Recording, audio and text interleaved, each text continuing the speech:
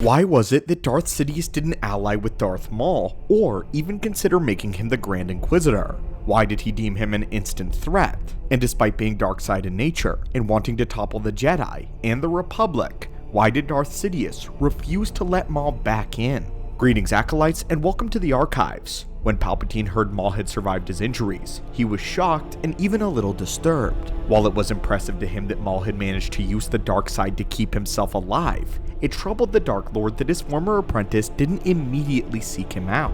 To Sidious, this meant that Maul had gone his own path, desiring a position of power for himself. Surely enough, when Sidious found Maul on Mandalore, the Zabrak had not only taken an apprentice for himself, but was now in a position of rulership. Sidious forcefully captured Maul and tortured him, implying that he had other uses for the former apprentice. While we never got to see the full scale of exactly what these uses were, it's very likely that Maul could have become the first Inquisitor of the new Empire. However, after Maul escapes, Sidious seems to abandon all ideas of trying to work with him, and instead destroys everything that Maul had built. Afterwards, Sidious just leaves Maul in his squalor, rather than attempting to take him in again. So our question today is this: why wouldn't Sidious make Maul an Inquisitor, or better yet, the Grand Inquisitor? And was this his original plan, and the greater uses that he had for him if Maul had never escaped? Well, join us today as we open up another holocron, and dive once more into the darkest mind in the galaxy. Darth Maul, or perhaps Maul by this point, had all the makings of the Grand Inquisitor. On the surface level, he was excellently trained in the Sith arts, and debatably knew how to kill Jedi more effectively than even Grievous did. He was also well acquainted with the Inquisitor's signature weapon, the double-bladed lightsaber. Of course, Maul wouldn't have had a need for the weapon spinning gimmick, since this was a cheap trick in order to disrupt a Jedi's connection to the Force through fear. Maul, though, was a bona fide master of the saber staff. On a deeper level, Maul was an excellent military leader, having experience as the leader of Death Watch once he became their head. Not to mention, he could have saved the Empire a lot of time and resources by training the Inquisitors personally. That team would have surely been more deadly than even experienced Jedi Knights could deal with. This would have not only saved Vader a lot of time, but the Inquisitorius wouldn't be nearly as weak or as incompetent as they became. In a perfect galaxy, Maul would honestly be the only choice for the position of the Grand Inquisitor. But despite all of the positive improvements that we listed, Sidious knew every single one of them would dramatically backfire if Maul were ever put in that position. The simple fact of the matter is that Maul is a Sith-trained assassin. This means that he thought like a Sith, and had the ambition of one as well, which sparked immediately after he was basically brought back from the dead. The thing about the Inquisitors is that they are not Sith, and Sidious intentionally wanted this, but we'll get into the rest of the Inquisitors in a moment. We want to talk about Maul himself first. Maul had the Sith instinct to rise to power, and anyone who knows Maul would know that in no universe would Maul ever be satisfied in a position beneath the Sith like that. He would have to live every day knowing that he had been replaced by Vader as an apprentice, and to add insult to injury, he wouldn't even be allowed to call himself a Sith. He would be ruled by his replacement, Vader. Even if Maul were trying to play the long game, it's highly unlikely he would degrade himself to being in that position for long at all. His anger and hatred would fester, causing Vader and Palpatine to have to keep an eye on him. This was not something that they could afford, since they just needed the Inquisitors to be loyal and to take orders when they were issued. And this brings us back to the Inquisitorius as a whole. Sidious intentionally wanted the Inquisitors to remain at least somewhat weak, strong enough to do their job, but never strong enough to believe they could be anything more. They were deliberately only given entry-level knowledge of the dark side, which was the use of fear as their primary weapon.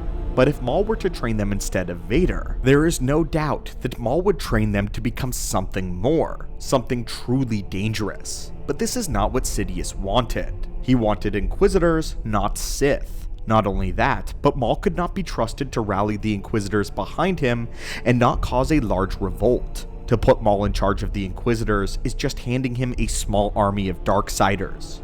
The beginning stages of the Jedi Purge were critical to the Empire's success.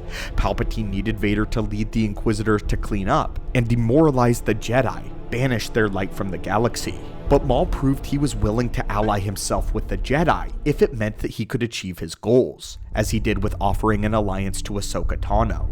If on the battlefield Maul decided to rally the Inquisitors to stab Vader in the back, this would cause a critical blow to the foundation of the Empire. No doubt Vader could defeat Maul in a duel, but if he's ganged up on by a squad of Inquisitors who had been given training by a former Sith assassin, Sidious could smell Maul's ambition like a Cath hound, which meant that he knew Maul's own desires for how he wanted to get revenge on his old master. With the Death Watch, the Pikes, and the Black Sun, Maul was poised to create a criminal empire powerful enough to challenge the Empire as a whole on equal scale. It wouldn't have been surprising if the next stage of Maul's plan after Mandalore involved either controlling or usurping the Hutt cartel. As powerful as the Hutts were, Maul proved how effective he was at taking control of even the strongest underworld circles. In the current canon, the Black Sun alone are proving to be a thorn in the Empire's side, not to mention how dangerous Crimson Dawn has become, infiltrating many levels of the Empire. Surely under Maul's leadership, they would have been able to assimilate the Hutt cartel as well, and then basically have a third of the galaxy under Maul's rulership. With that, he would definitely be able to challenge the Empire. This was even the way in Legends continuity that George Lucas planned to bring Maul back into the fold as the villain of the sequels, a leader of the third of the galaxy as a criminal emperor. But Sidious would see this coming. He would expertly maneuver Grievous, Dooku, and even the Republic to eliminate Maul. During all of this conflict, Maul loses control over the Pikes as well as the Black Sun, leaving him only the remnants of Death Watch. But during this time, Maul decided to formulate another plan. The spirit of Mother Talzin appears to Maul, guiding him towards personal power, enough for him to at least lay low for a while and challenge Sidious directly when the moment was right. This was the plan past Order 66. Unfortunately, Sidious was on top of this too, and in the end, Sidious would personally crush the spirit of Mother Talzin and send Maul into exile. Maul foresaw the coming of the Empire with Anakin at the center. He intended to ally with Ahsoka to kill Anakin as to deprive Sidious of his prize, before then killing Sidious and taking his place as the Emperor. This too fails, as Palpatine saw this coming and sends the Jedi to take care of the Mandalore problem. But even after this catastrophe and losing Death Watch entirely, Maul still does not give up. And as we know from Rebels, he travels to Malachor to use the ancient Sith weapon within the temple. It's finally there where he reaches his dead end, as it required two to open the door. But again, he is foiled by Vader and Ahsoka.